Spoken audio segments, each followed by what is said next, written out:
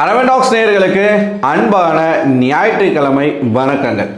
இன்னைக்கு பயங்கரமாக மழை பெய்யும் அப்படி இப்படிலாம் சொன்னாங்க. ஏற்கனவே இதை நம்ம எதிர்பார்த்தது தான். என்னைக்கு அதிகமாக மழை பெய்யும்னு சொல்லுவாங்களோ அன்றைக்கி பெய்யாது. ஆனால் ஸ்ரீலங்காவில் கடுமையான பாதிப்பு வந்து அது ஏற்படுத்தியிருக்கு. இங்கே வந்துச்சுனாலும் ஒரு பாதிப்பு இருக்கும். ஆனால் ஏதோ சம்திங் மிஸ் ஆகியிருக்கு அப்படிங்கிறது பார்க்க முடியுது. நல்ல விஷயம்தான், நான் தப்பாக சொல்லலை. மழை அப்படிங்கிறது அத்தியாவசியம் தான். ஆனால் அதிகப்படியாக போச்சுன்னா அதுவே நமக்கு ஆபத்தாக முடிஞ்சிடும். எப்படி இருந்தாலும் விட்டு விட்டு மழை பெய்யும் அப்படின்னு சொல்லியிருக்காங்க. பட் எதையுமே நம்ம காதில் எடுத்துக்காமல் என்ன நடந்தாலும் அதுக்கேற்ற மாதிரி ப்ரிப்பராக இருக்கிறதுக்கு நீங்கள் தயாராக இருங்க. இதை ஏற்கனவே ஒரு வீடியோவில் சொல்லியிருக்கேன், இப்பயும் சொல்கிற ஒரு குட்டி மெசேஜோட இந்த வீடியோவை நம்ம ஸ்டார்ட் பண்ணுவோம். ஸோ இன்றைக்கான எபிசோட், அதாவது இன்றைக்கி சண்டே எபிசோடில் ஒன்றும் இல்லை, அது கீழே போட்டுரு அப்படிங்கிற மாதிரி தான் இருக்க போகுது. நம்ம நேற்று எதிர்பார்த்ததே சரியாக நடக்கலை. அந்த விஷயத்தை பற்றி இன்றைக்கும் அவர் பேச போகிறது இல்லை அப்படிங்கிறது 2 ப்ரோமோ பார்க்கும்போது நமக்கு நல்லாவே தெரியுது. மொதல் ப்ரோமோ இந்த கடுதாசி, மொட்டை கடுதாசி வச்சு ஒரு கண்டென்ட் பண்ணணும்னு நினச்சிருக்கிறாங்க. அதில் ஸ்பெசிஃபிக்காக சாண்ட்ரா அவர்கள் எழுதிய ஒரு கடிதம் இப்போ ட்ரெண்ட் ஆகிட்டுருக்கு ட்விட்டரில். எக்ஸாக்டாக அதில் என்ன எழுதியிருக்காங்கன்றது தெரில, பிளர்ராக இருக்குது. கொஞ்சம் வார்த்தைகள் தான் தெரியுது. அதில் விக்கல்ஸ் பண்ணக்கூடிய விக்கல் விக்ரம்காக எழுதுகிற லெட்டர் அது. அதில் அவர் பண்ணக்கூடிய காமெடி காமெடியாகவே இல்லை, அது வேறு மாதிரி இருக்குது. அவங்கள கலாய்க்கிற மாதிரி தான் எழுதியிருக்கிறாங்க. நீங்கள் நெக்ஸ்ட் டைம் உங்களோட டான்ஸ்லாம் இப்போ எனக்கு ரொம்ப பிடிச்சிருக்கு, நெக்ஸ்ட் டைம் சால்சா, மூன் வாக்கு அதெல்லாம் கொஞ்சம் ட்ரை பண்ணுங்கன்ற மாதிரி எழுதியிருக்காங்க. இந்த நீங்கள் ப்ரோமோ பார்த்தீங்கனாலே நிறைய லெட்டர்ஸ் எழுதப்பட்டிருக்கு.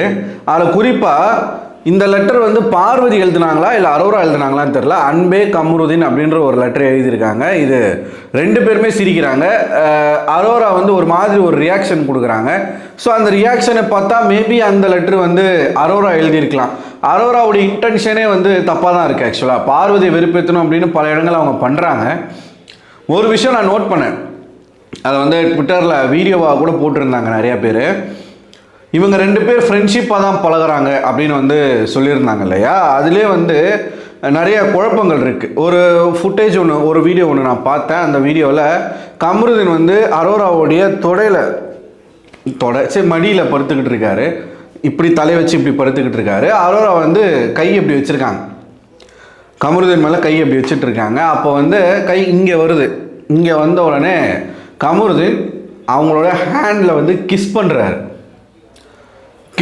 லிட்ரலாக அவர் கையில் கிஸ் பண்ணுறாரு. அரோரா அதை பார்த்துட்டு மறுபடியும் அவர் வாயிலேயே கை வச்சுட்ருக்காங்க. இது ஃப்ரெண்ட்ஷிப். அதாவது இந்த வீட்டுக்குள்ளே எந்தெந்த வார்த்தைகளெல்லாம் இவனுங்க கொச்சையாக்கிட்டானுங்கன்னு பார்த்தீங்கன்னா, ஆல்ரெடி சோஷியல் மீடியாவில் அக்கான்ற வார்த்தை போச்சு, அதையே ப்ரூவ் பண்ணிட்டாங்க. வீட்டுக்குள்ளே கனியும் எப்ஜேவும். இன்னொரு பக்கம் அண்ணா அப்படிங்கிற ஒரு வார்த்தையும் இப்போ கொஞ்சம் கொஞ்சமாக மாறிக்கிட்டு இருக்கு. அது ஒரு பக்கம்.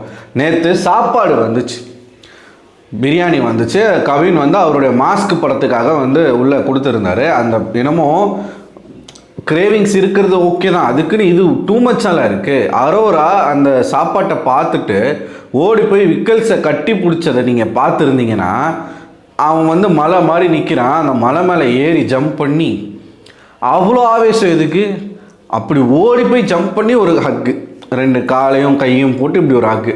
அவன் என்னமோ பென்சில் மாதிரி எடுத்துகிட்டு போகிறான். இவ்வளோ ஆவேசம், இவ்வளோ கிரேவிங்ஸில் இருக்கிறீங்க ஏங்க? அவ்வளோலாம் ஒன்றும் சீன் இல்லை. அங்கே கறி வருது, நல்லா தான் சமைச்சு சாப்பிட்டுட்ருக்கீங்க. நான்வெஜ்ஜும் இருக்குது, வெஜ்ஜும் இருக்குது. என்னமோ ஒன்றுமே இல்லை, ஒரு 10 நாள் பட்னியாக இருந்து 11ஆவது நாள் கையில் பிரியாணி பொட்டலத்தை கொடுத்த மாதிரி இப்படி ஒரு ஜம்ப்பு தேவையே கிடையாது ஆக்சுவலாக. ஆனால் அதெல்லாம் அரோரா பண்ணுறாங்க. அண்ட் இந்த மாதிரி கமருதீன் கூட அவங்க ரொம்ப க்ளோஸாகவே இருக்காங்க. கேட்டால் அதை ஃப்ரெண்ட்ஷிப் பண்ணுறாங்க. இப்போ ஃப்ரெண்ட்ஷிப் ஃப்ரெண்ட்ஸ் அப்படிங்கிற வார்த்தையை கூட கொச்சப்படுத்துகிறாங்க. யார் இவங்க 2 பேர்? ஒரு பக்கம் வியானாவும் எப்ஜேவும் ஃப்ரெண்ட்ஸுன்னு சொல்லி தான் சுற்றிட்டு இருக்காங்க. அவங்க லவ்னு இன்னும் கன்வே பண்ணலை, அதை உறுதிப்படுத்தலை. நாங்கள் நண்பர்கள், ஒரு எல்லையை மீறிய நண்பர்கள். இதே தான் பார்வதியும் சொல்கிறாங்க கமருதீன் கிட்ட. இது லவ் கிடையாது, ஃப்ரெண்ட்ஷிப்புக்கு மேலே லவ்வுக்கு கீழே அப்படின்றாங்க. ஸோ இந்த வீட்டுக்குள்ள அக்கானும் பயன்படுத்த முடியல, நண்பர்களும் பயன்படுத்த முடியல. அந்த மாதிரியான ஒரு கேவலமான வேலைகளை பண்ணிக்கிட்டு இருக்காங்க. அரோரா பெர்ஃபார்மன்ஸ் நல்லா இருக்குது, பாட்டு பாடுறது, பாட்டு எழுதுறது, ஃபன் பண்ணுறது, இதெல்லாம் இப்போ நிறையா மாறி இருக்கு.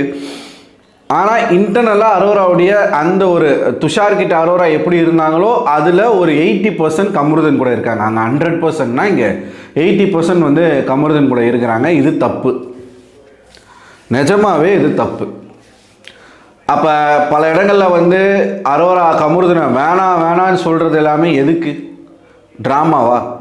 வேணான்னு சொல்லிட்டு அவங்க கூட சேர்ந்து இந்த மாதிரியான வேலைகள் பண்ணிக்கிட்டு இருக்கீங்க.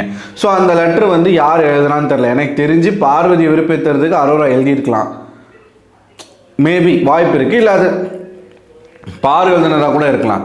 அடுத்து வந்து எஃப்ஜே வந்து ஒரு லெட்டர் படிக்கிறாரு, கானா வினோத்தை வந்து நாமினேட் பண்ணுங்க அப்படின்னு சொல்லிட்டு ஒரு லெட்ரு. அது எனக்கு தெரிஞ்சு பார்வதி தான் அடிக்கடி வந்து சொல்லிக்கிட்டே இருப்பாங்க, வினோத் வந்து தப்பிச்சிட்றாரு சொல்லி. இருக்கலாம், இல்லாமையும் இருக்கலாம், அது ஒன்று.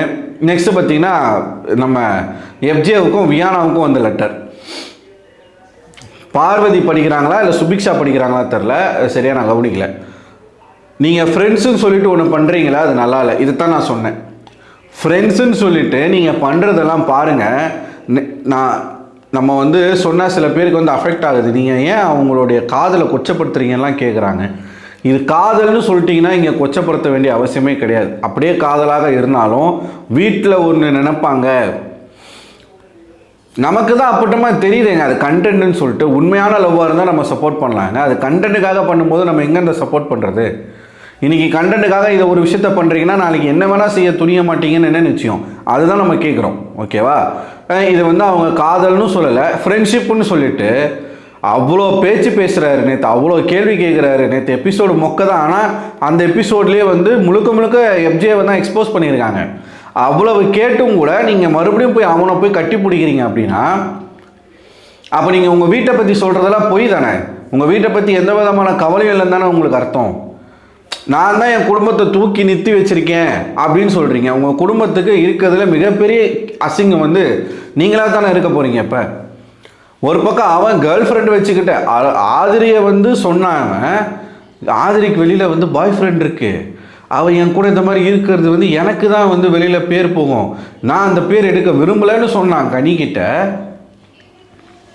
பார்த்தா இவருக்கே வெளியில் ஒரு கேர்ள் ஃப்ரெண்ட் இருக்குது, கனிக்கிட்ட சொல்லிக்கிட்டு இருக்காப்புல உட்காந்துக்கிட்டு. அப்போ இவனை என்ன பண்ணலாம்?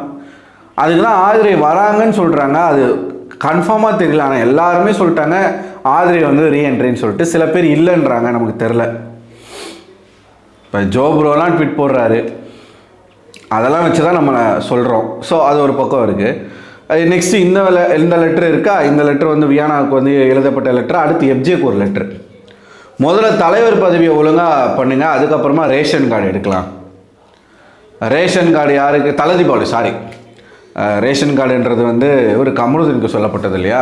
ஸோ தலை பதவியை ஒழுங்காக பண்ணுங்க, அதுக்கப்புறமா தலை தீபாவளியை கொண்டாடலாம்னா இவங்க 2 பேருக்கு தான். கொஞ்சம் கூட அந்த பொண்ணுக்கு ஹிட் ஆக மாட்டேங்குது. நம்மளை யாரும் எஃப்ஜேவோட சேர்த்து வச்சு தப்பாக பேசுகிறாங்கன்னு அந்த பொண்ணுக்கு தோணலை.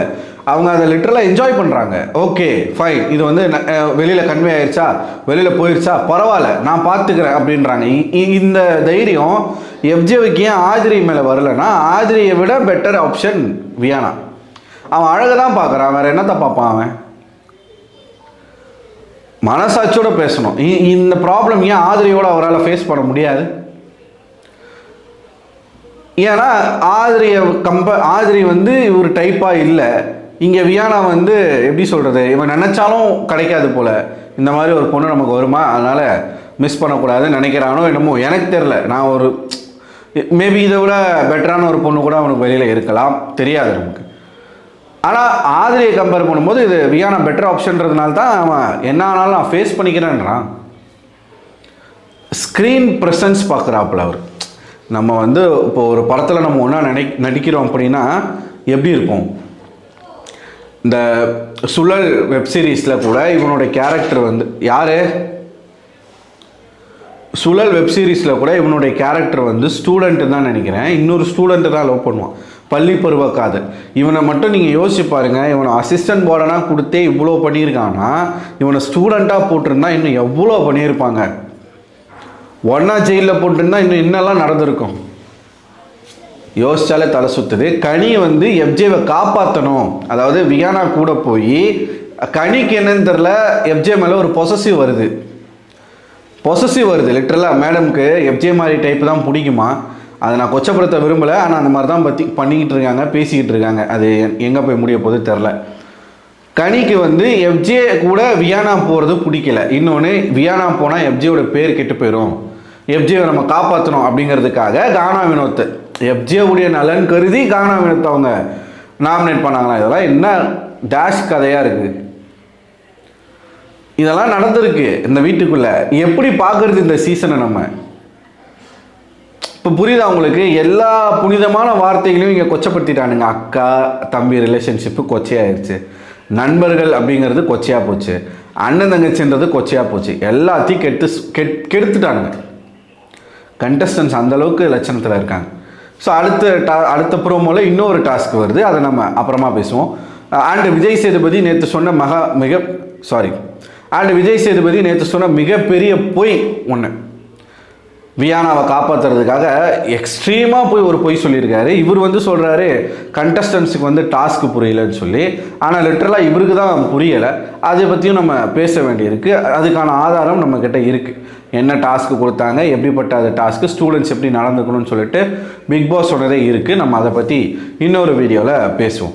ஸோ இந்த வீடியோ பற்றின உங்களோட கருத்துக்கள் என்ன அப்படிங்கிறத கமெண்ட் பாக்ஸில் கமெண்ட் பண்ணுங்கள். இந்த வீடியோவை லைக் பண்ணுங்கள். நம்ம சேனலுக்கு முதல் முறையாக வரீங்க, இல்லை இன்னும் நீங்கள் சப்ஸ்கிரைப் பண்ணாமல் பார்த்துட்டு இருக்கீங்கன்னா சப்ஸ்கிரைப் பண்ணுங்கள். அடுத்த ஒரு வீடியோவில் உங்களை சந்திக்கிறேன். அதுவரை உங்களிடம் விடைபெறுவது நான் அரவிந்தன்.